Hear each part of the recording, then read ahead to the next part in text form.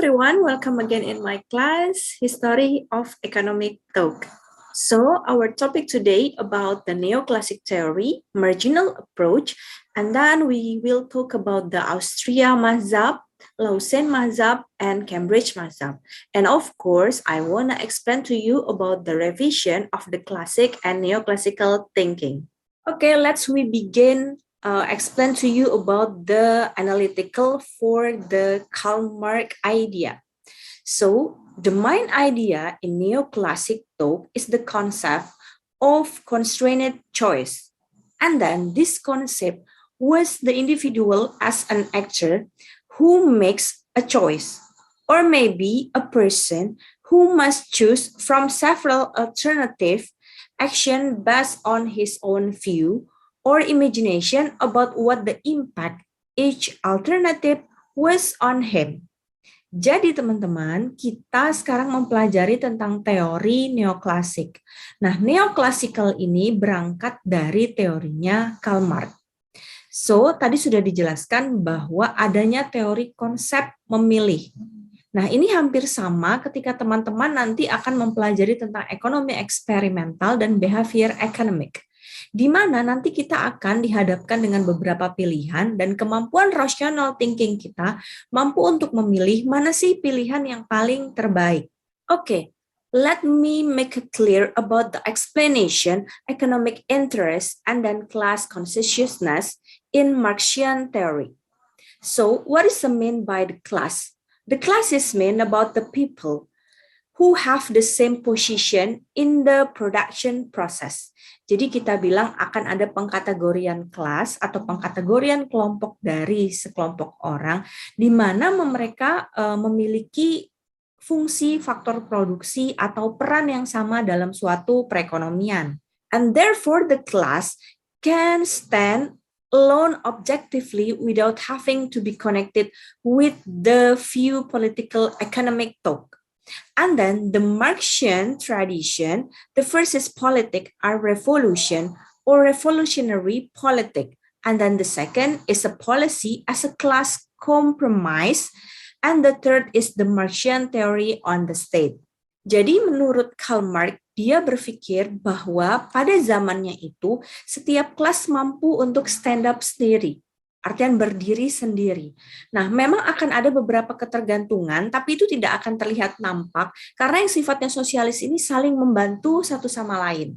Dan beberapa isu-isu politik tentunya akan kental ya dari setiap masa zamannya, tergantung dari jenis kepemimpinan dan beberapa kepentingan politik tersebut. Tapi yang pasti dalam Karl Marx ini dia mencoba menjelaskan tentang manfaat dari kegiatan sosial yang mampu memperkuat suatu perekonomian. And then we will gonna learn about the approach or maybe the foundation about the neoclassical theory. So it's about the marginal utility. Jadi pertambahan kepuasan marginal.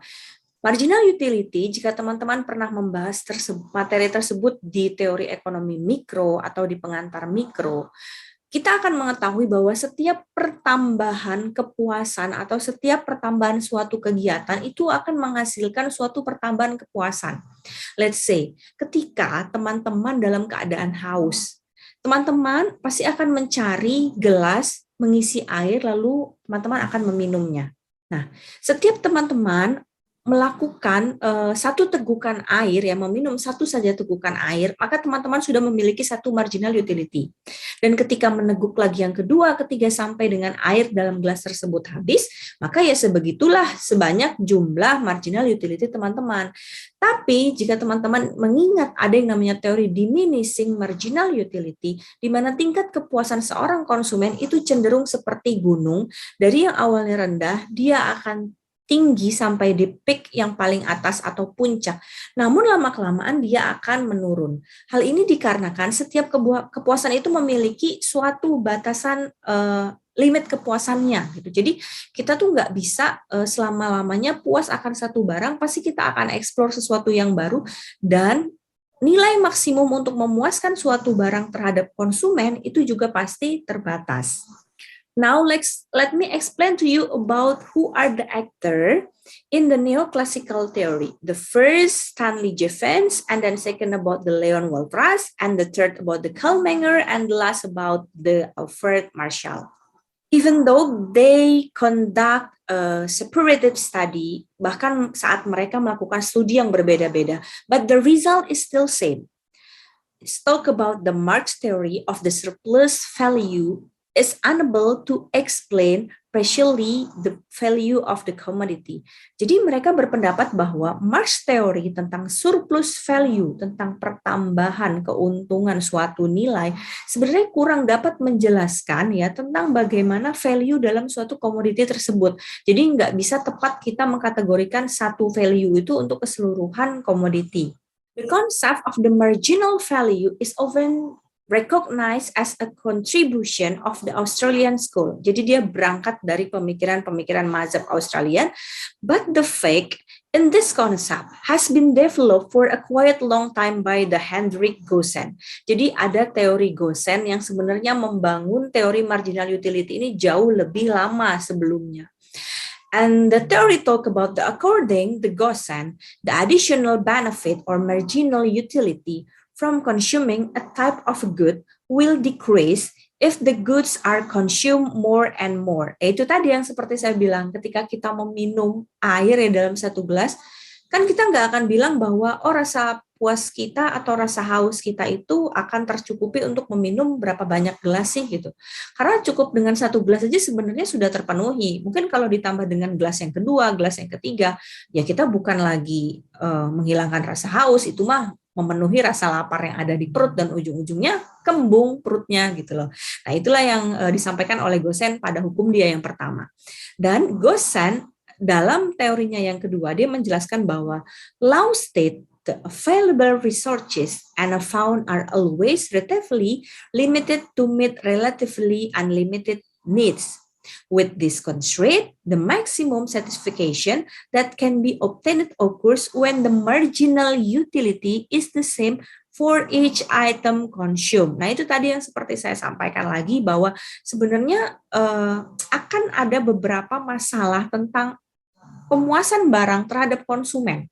Karena dalam suatu barang itu memiliki limitnya, tapi kebutuhan konsumen itu cenderung unlimited. Okay, we talk again about the other mas'ab. There are Austria, Lausanne, and Cambridge. First, we talk about the Austria from the first actor, Karl Menger. As Goosen developed the theory of the marginal utility, which evoked a great influence in the development of the economic theory. Jadi si Karl Menger ini sepakat nih terhadap tadi pemahamannya Goosen.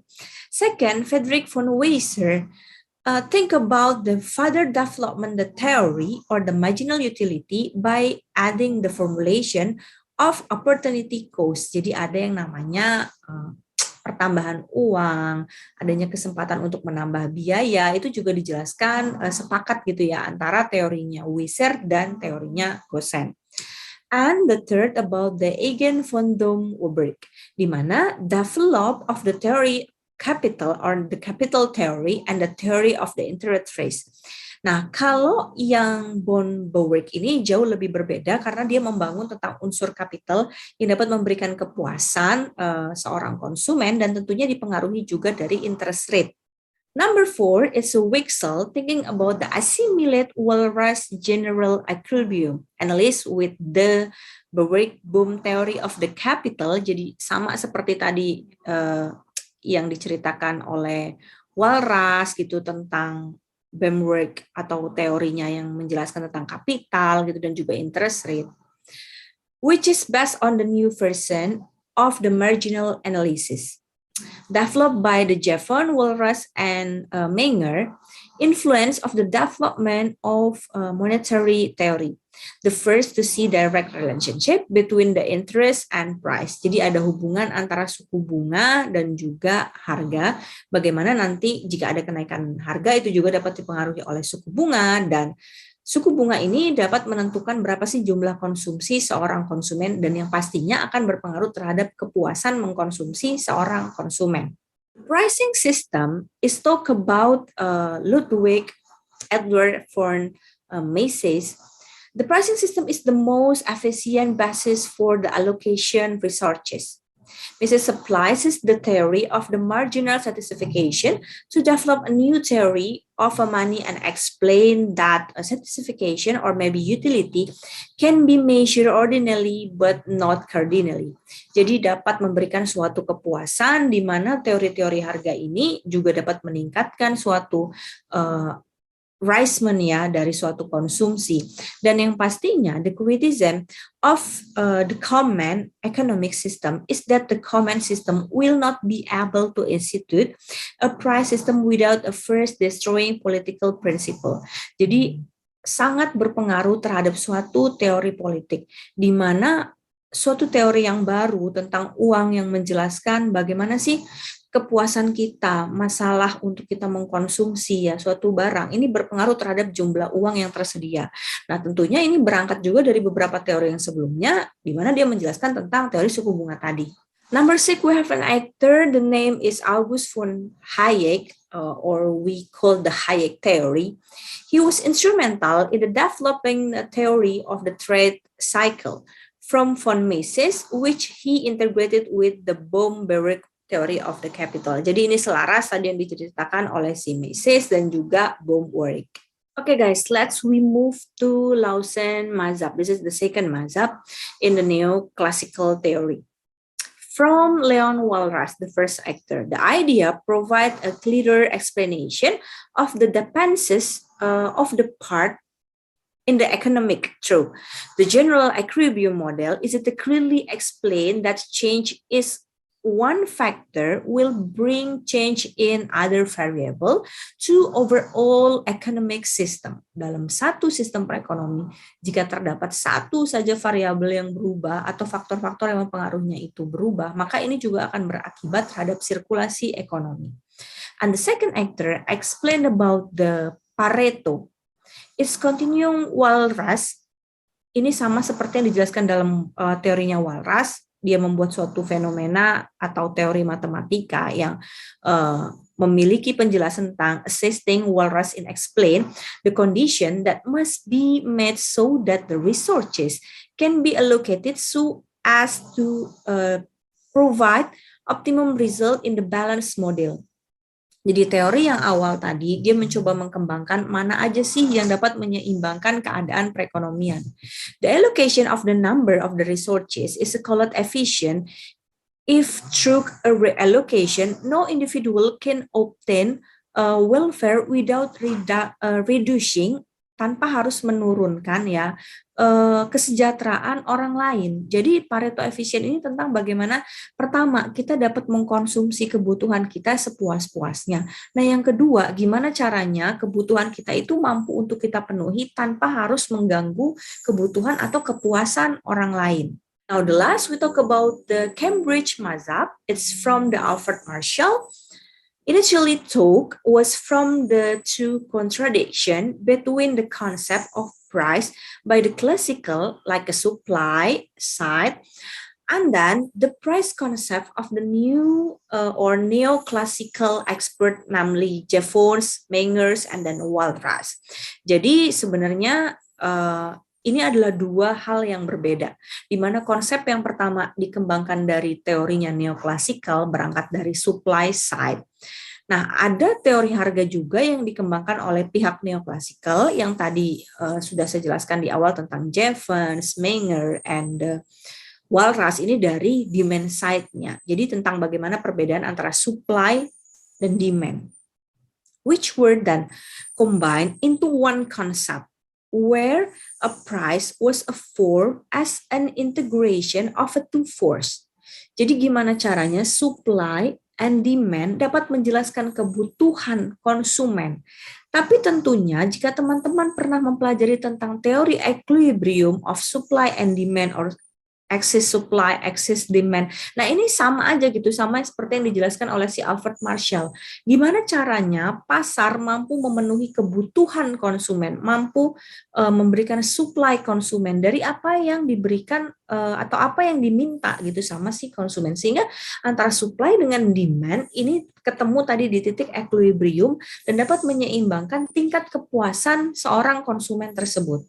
The other actor from a Pigo that's have an idea, put forward the concept of the real balance effect. Jadi ada yang namanya neraca yang seimbang ya, tentang bagaimana sistem tadi permintaan, penawaran, dan which is a stimulation of the employment opportunities caused by an increase in the real value of the liquid wealth as an consensus of the falling price. Jadi gimana nih caranya dengan adanya consensus falling price, harga-harga mungkin yang tidak tetap, kadang-kala dia naik terlalu tinggi menyebabkan krisis, tapi permasalahan supply dan demand-nya ini mampu untuk dipenuhi.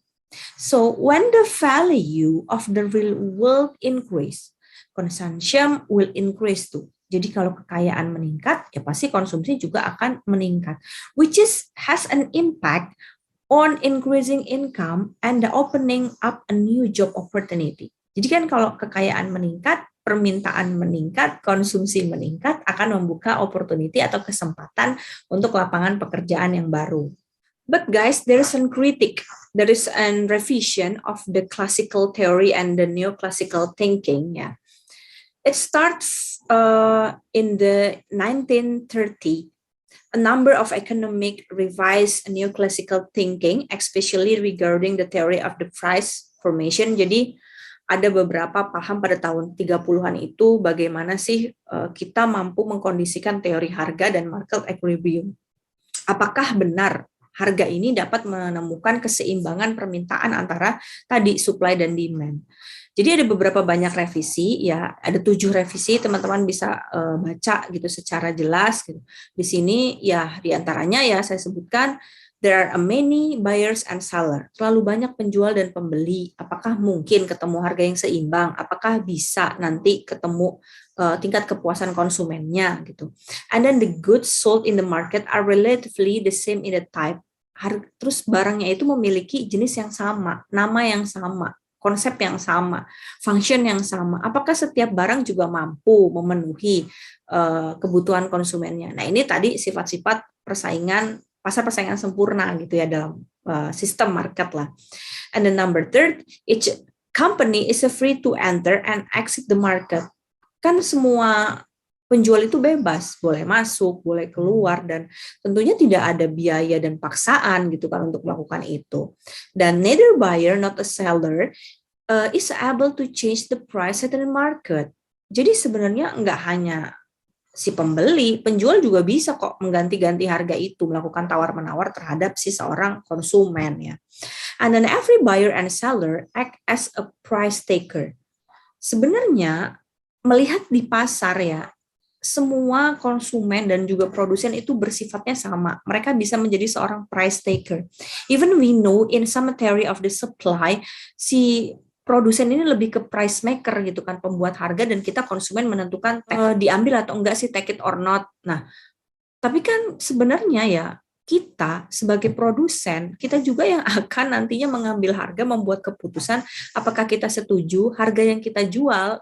Kita punya harga awal 1 juta, terus kita jual di harga 70, artinya harga yang sudah kita build di angka 1 juta lalu ditawar orang, turun ya under di angka 700 misalkan. Kita mau take or not gitu loh. Nah, ini yang disebut dengan seller and buyer as a price taker. Jadi not only buyer yang sebagai price maker, teman-teman. And then each buyer and seller has a complete information about the market. Penjual pembeli memiliki informasi yang sempurna, jadi tidak ada yang ditutupi dan mampu sebenarnya ya untuk memenuhi kebutuhan di pasar. And last, there is no different transportation cost between the seller. Nggak ada harga yang beda. Nah, sebenarnya ini saya mau terangkan bahwa ketika konsep yang kita gunakan adalah pasar konvensional, market yang konvensional. Kenapa? Karena di sini dia mengatakan bahwa there is no different transportation cost between the seller. Nah, kalau kita comparison with the online market, so there is a different, right?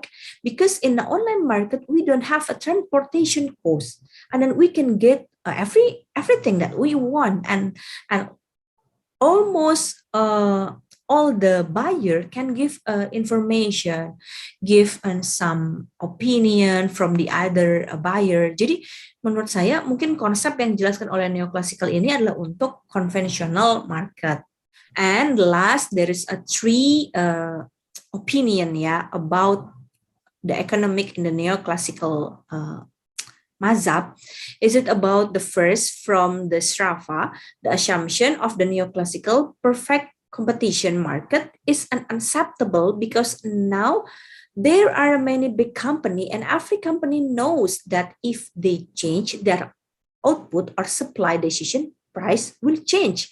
Jadi sebenarnya nggak semuanya persaingan sempurna. Ingat ya, ada beberapa jenis pasar yang oligopoli dan dia monopoli. And then the second about the Camberlian is to talk about on the basis of a Srafa thinking. Camberlian have a suggestion that the neoclassical assumption of the homogeneous good in unrealistic. Jadi sebenarnya barang yang sifatnya sama belum tentu terlihat real menurut Camberlian. And the last from the John Robinson, focus on the imperfect competition. Ada persaingan-persaingan yang tidak sempurna. Tadi yang saya jelaskan ya tentang oligopoli, monopoli, dan mungkin duopoli. Inilah jenis-jenis sistem pasar yang nanti dapat berpengaruh terhadap sistem supply and demand. Now, after that the revision, there is an implication of the revision for the neoclassical.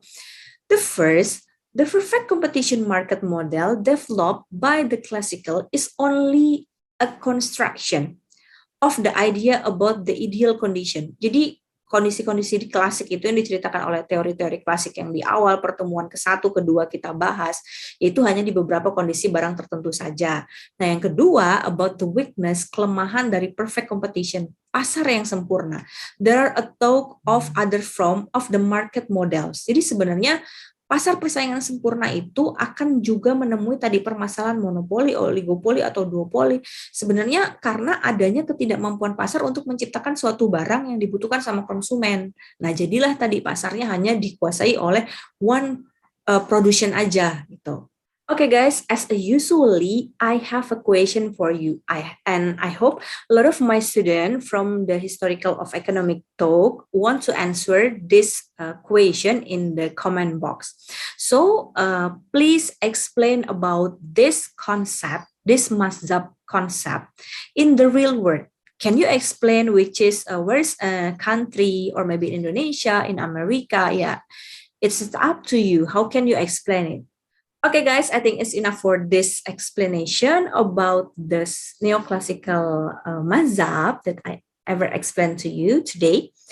Now we can learn or we can conclusion about this mazhab. How can we have the Pareto optimum Gaussian theory? It's about how can we have a utility? How can we make a satisfaction of what we need? Jadi gimana caranya kita memenuhi kebutuhan, kita mendapatkan keuntungan, teori supply dan demand, ini mampu dijelaskan oleh teori Gaussian, Pareto. And of course, Alfred Marshall juga menjelaskan hal yang sama gitu ya. Apakah benar ketika adanya harga, ketika adanya interest rate, it can be should explain what we need for our utility marginal. And for the detailed explanation, you can read by this reference. I hope you will explain more detail again by read this book, or maybe you have another book, it's okay. Okay, thank you guys for your attention of my video lesson learning for today. And I hope we can meet again. And don't forget to comment for the answer the quiz of this class, and then please help me to subscribe and like this video. See you again. Bye-bye.